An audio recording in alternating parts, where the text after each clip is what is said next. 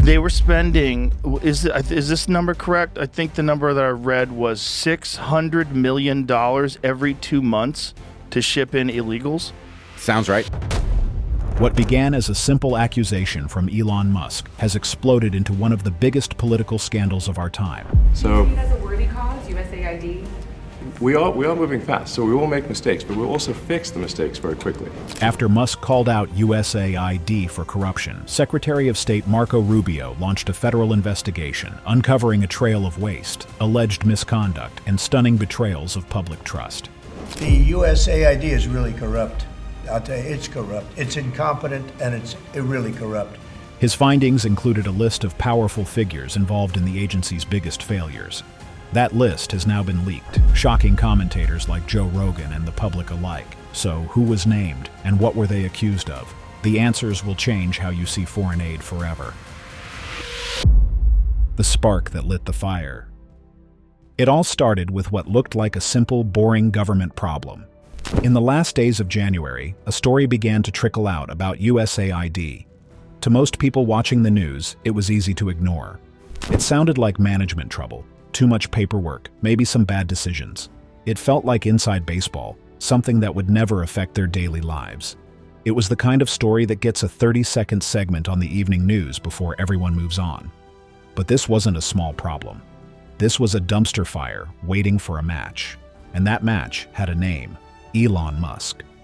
In early February, the billionaire tech mogul did what he does best. He took to his social media platform and blew the doors off. He called out USAID directly, accusing the massive government agency of deep-rooted corruption and wildly irresponsible spending. He wasn't gentle about it. For his millions of followers, it was a signal. This wasn't a boring paperwork issue anymore. It was a story about their tax dollars being wasted. The spark had been lit, and then someone poured gasoline on it. That someone was Secretary of State Marco Rubio. He didn't just agree with Musk's call for accountability, he launched a full-scale attack. He stood before the cameras and announced his office was initiating a deep, no-holds-barred investigation. His mission was to follow the money. He wanted to trace every dollar USAID spent and expose every politician who had their hands in the cookie jar for what he called the agency's most suspicious activities. The public's attention was finally grabbed. What began as a dull whisper was now a roaring headline.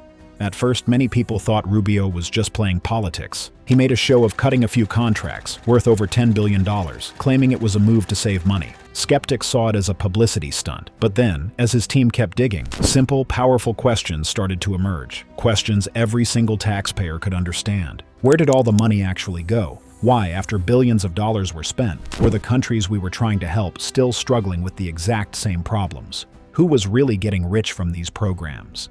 And the most damning question of all, why were the same powerful names in Washington always popping up in connection with these failed multi-billion-dollar projects? The simple management issue was gone. In its place was a full-blown political scandal, growing bigger and hotter by the day. This was no longer just about bad spending. It was about a potential conspiracy of waste and corruption, and it was racing straight toward the highest levels of power, threatening to burn everyone it touched. The fire was spreading, and no one knew how to stop it. Legally speaking, everyone mentioned in this video remains innocent until proven guilty. With that clear, let's dive in. Samantha Power. The investigation into USAID also zeroed in on a key figure, the agency's own administrator, Samantha Power. Appointed by President Biden, Power was a well-known political heavyweight, a former U.S. ambassador to the UN.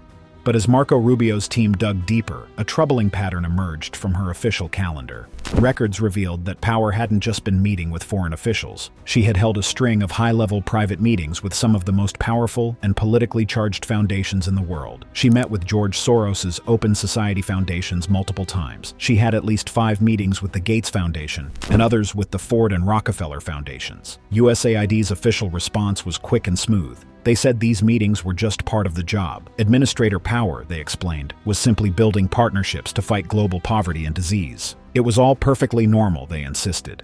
Just a dedicated public servant doing her duty.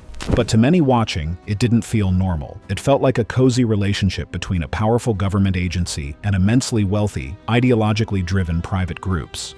Critics asked, Were these meetings about helping people, or were they about shaping policy and directing billions of dollars to align with a specific political agenda? Why did this need to happen behind closed doors? This is exactly the kind of connection that fuels scandals. It creates a shadowy picture where the lines between government power, private money, and political influence become dangerously blurred. It makes people wonder who is really calling the shots. And this is precisely the kind of bombshell that was allegedly sitting in the files uncovered by Elon Musk's team. This is the raw material that, according to the leaks, was compiled into a list of names. A list so shocking it would eventually find its way to Joe Rogan and blow the scandal wide open. The discovery of these meetings wasn't just a footnote, it was a critical piece of the puzzle, suggesting that the problem wasn't just about wasting money, but about who was influencing where that money went. Hillary Clinton. The USAID scandal reached a new level when the spotlight turned to one of the most powerful and recognizable names in modern American politics, Hillary Clinton. Her involvement isn't that of a minor player. During her time as Secretary of State from 2009 to 2013, she was essentially the boss. USAID, which uses taxpayer money, operated under her direct supervision. The latest accusations against her are severe.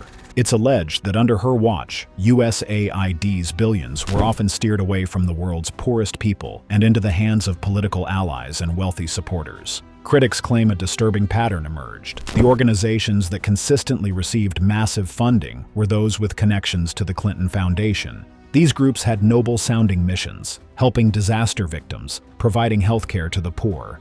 But the reality on the ground, according to reports, was very different. A huge portion of the money never reached those in need.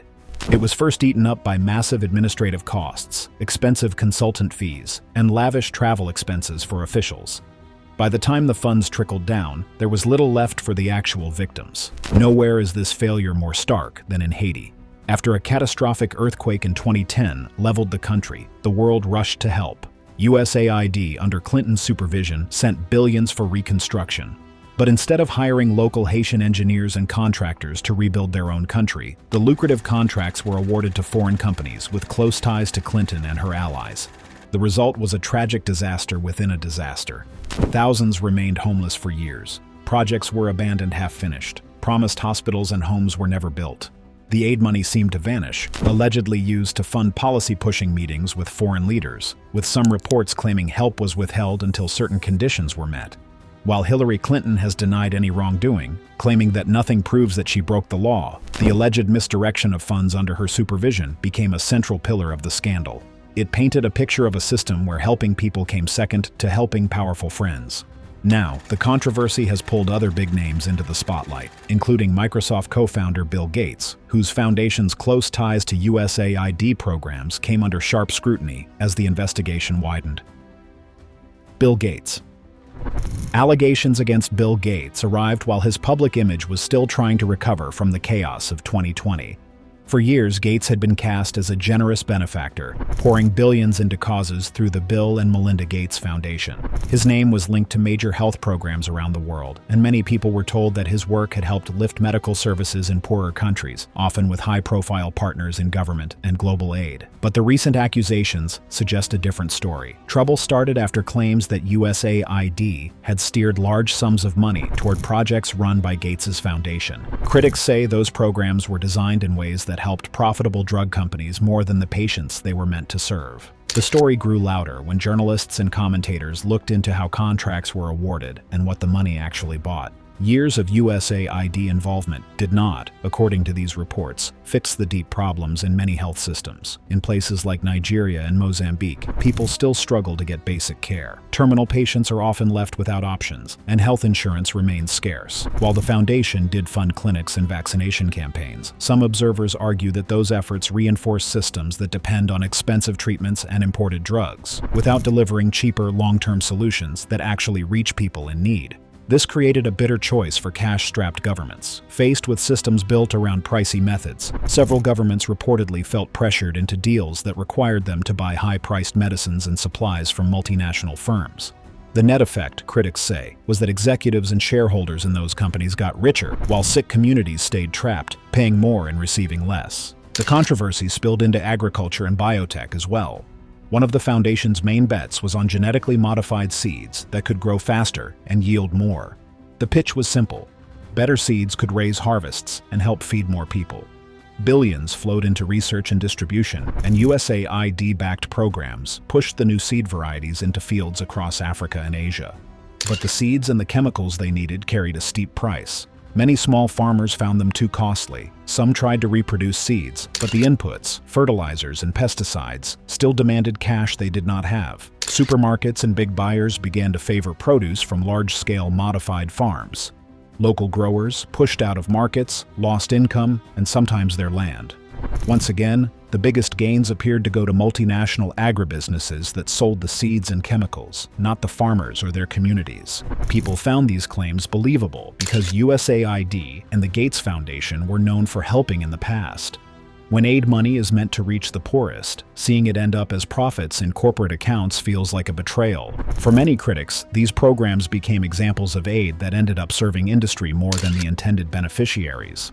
Timing made the story stickier. The scandals and leaks surfaced in an era when countries were still reeling from the 2020 global crisis. Governments had to act fast then, often signing deals and spending big without time to vet every contract. That sense of urgency, critics argue, opened the door for badly designed programs and cozy ties between aid agencies, charities, and private firms. Supporters of Gates say the intention was to save lives and spur innovation, and that large-scale interventions are messy by nature. Still, detractors counter that good intentions are not enough. They say stronger oversight, local input, and cheaper, more adaptable solutions should have been priorities from the start. Gates himself denied wrongdoing. He defended the foundation's motives and its record of improving health and agriculture. Yet the debate raises tougher questions about how global aid should be managed and who really benefits when billions of dollars flow through complex partnerships.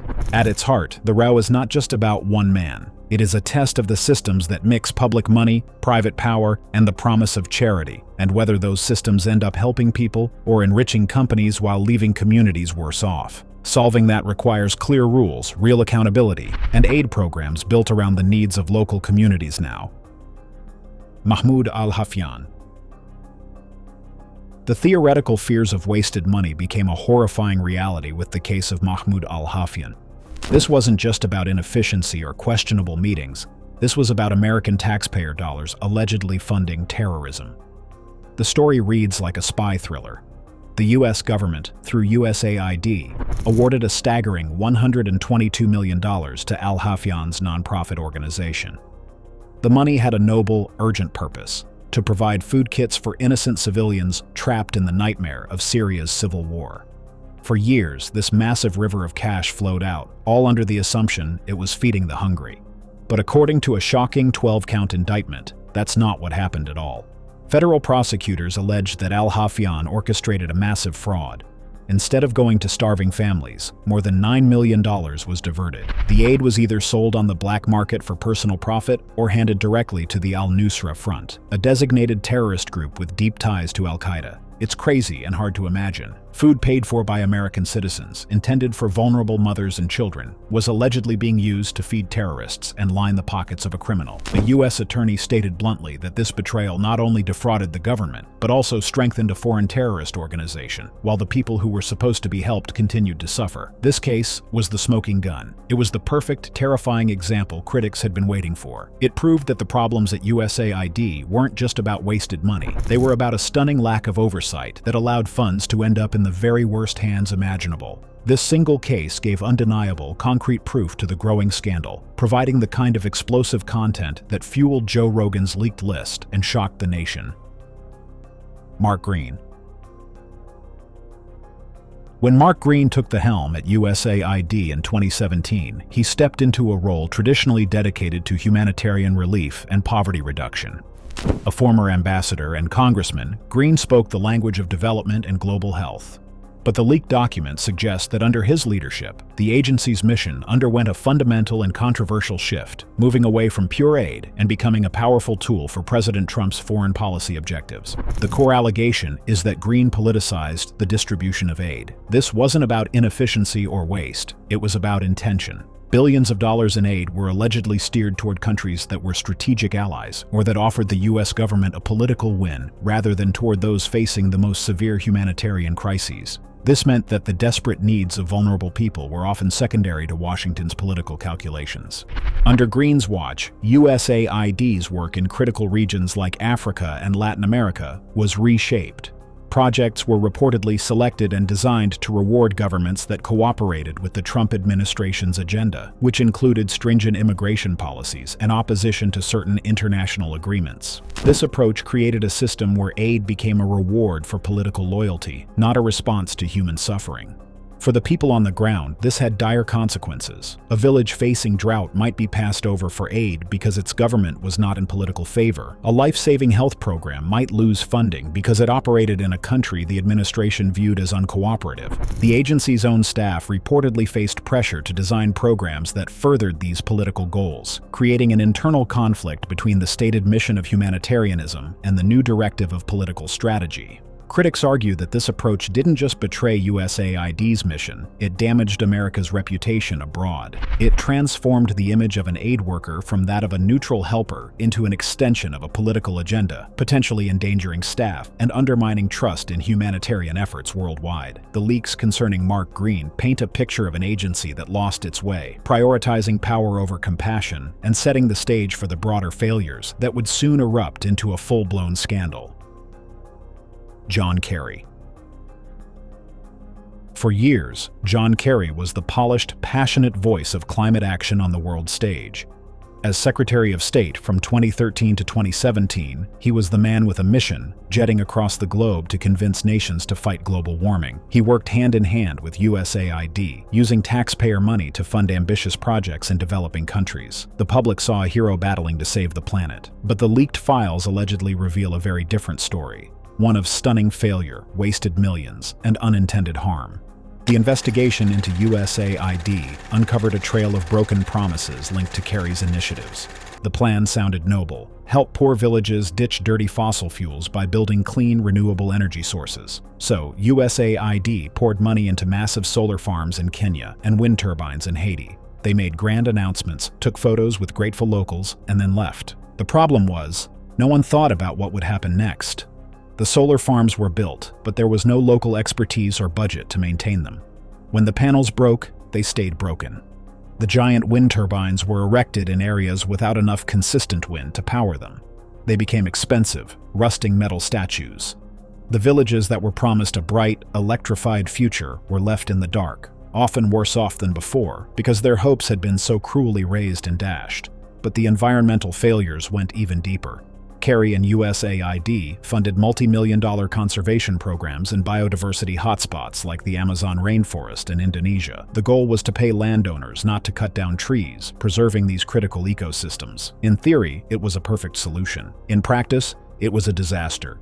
The offers to landowners were often too small to compensate for the loss of their livelihood. Many refused. So, according to the leaks, a huge portion of the conservation money was instead funneled to local military groups, who were paid to protect the land.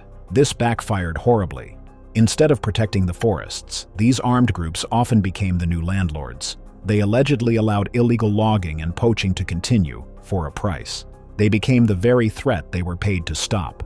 Meanwhile, honest landowners who had agreed to leave their land watched in despair as the forests they loved were destroyed under the watch of the so-called protectors. The most heartbreaking allegation? Some of the forests designated for these expensive conservation projects were never in serious danger to begin with. It meant that USAID, under Kerry's watch, may have spent millions of dollars to solve a problem that didn't exist, while creating new ones and displacing local people in the process. The leaked files paint a picture of a high-minded agenda that was utterly disconnected from reality on the ground. It wasn't just that the projects failed. They often made things worse, damaging the environment and hurting the very people they were meant to help. This pattern of well-funded failure became a central part of the scandal, and it even entangled other celebrities who supported the cause, like Leonardo DiCaprio, showing how far the web of questionable USAID projects truly spread. Leonardo DiCaprio. Leonardo DiCaprio is more than a Hollywood A-lister. He's been one of the most famous environmental activists on the planet. For years, he used his fame and fortune to fight climate change, protect endangered species, and donate millions to save the world's forests. He was the golden boy of green activism, praised by scientists and admired by fans. But according to the leaked USAID files, this pristine image got tangled in a web of questionable partnerships and failed projects the moment the agency got involved. The trouble started when USAID, under John Kerry, began funneling taxpayer money into projects linked to DiCaprio's foundation. On the surface, it was a dream team, a powerful government agency, and a passionate celebrity joining forces to save the environment. But the leaks suggest a much messier reality. Several of the projects backed by DiCaprio's foundation allegedly partnered with companies that had a long and dirty history of harming the environment. These were not green innovators. They were major corporations accused of deforestation and pollution. The leaks imply that these companies used their association with DiCaprio and USAID as a powerful public relations tool. They could showcase a green project in one area while continuing their destructive practices everywhere else. It was environmental window dressing, a way to look good without making any real, costly changes. The timing of this flood of support was also suspect. USAID's funding surged around major global climate summits, events where world leaders faced immense pressure to prove they were taking action. Critics allege that John Kerry and USAID rushed to support high-profile projects like DiCaprio's to score political points without doing the necessary homework. There was little time for proper planning, oversight, or consideration of the complex local laws and communities that would be affected by these conservation efforts. The result was that well-intentioned initiatives often failed to deliver lasting benefits for the planet, but succeeded in providing good PR for corporations and politicians. DiCaprio has not directly addressed these specific accusations, and he has always been vocal that his foundation's sole mission is to help the environment. Whether he was unaware of these problematic partnerships or chose to focus solely on his part of the work, his name is now deeply entwined in the USAID scandal. His story became a painful lesson in how even the most noble intentions can be compromised when mixed with political agendas, corporate interests, and government money. It forced everyone to ask a difficult question. What does true conservation actually look like, and how much of what we see is just for show? Andrew Natsios. The USAID leaks reached back years to another controversial figure, Andrew Natsios. As the agency's administrator during the heart of the Iraq and Afghanistan wars, Natsios didn't just oversee aid, he allegedly helped weaponize it. His tenure from 2001 to 2006 was defined by an aggressive new approach. USAID wasn't just a helper on the sidelines, it was pushed directly onto the battlefield, its operations deeply intertwined with US military goals. Under Natsios, the line between humanitarian worker and soldier became dangerously thin. The leaks suggest Natsios was at the center of turning aid into a tool of foreign policy. In countries like Iraq and Afghanistan, projects were allegedly chosen for their strategic value, to win hearts and minds for the military campaign, not for their pure humanitarian need. This meant aid was often directed to areas of military importance, rather than to the most vulnerable populations. Critics have long argued this approach corrupted the very idea of neutral aid. It made aid workers look like targets, part of the US military strategy. It betrayed local trust and put lives at risk, all while wasting billions of taxpayer dollars on projects designed for political wins rather than lasting good. According to the leaks, Natsios was a key architect of this system, embedding USAID into the machinery of war and setting a dangerous precedent that others would later follow. Michelle Obama. Michelle Obama's public image is one of grace, intelligence, and a deep commitment to helping others. Her signature initiative, Let Girls Learn, was launched with immense hope. Its goal was noble and simple, to empower young girls around the world through education. USAID was put in charge of funding and managing the program, lending the weight of the US government to the former First Lady's vision. But according to the leaks, that vision collapsed into a cycle of broken promises and alleged corruption.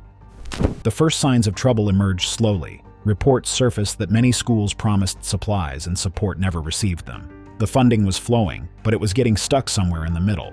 The leaks suggest a familiar pattern. USAID money was handed to contractors and engineers who did shoddy work, or worse, disappeared without finishing the projects. Classrooms meant to be built were left as half-constructed shells. The grand announcements did not match the reality on the ground. The situation was even more devastating with the meal programs. To help girls learn, they needed to be fed. Michelle Obama had championed programs to provide food at these schools, but the execution was a catastrophic failure. The leaked files allege that large quantities of food were stolen by local officials and sold on the black market for profit.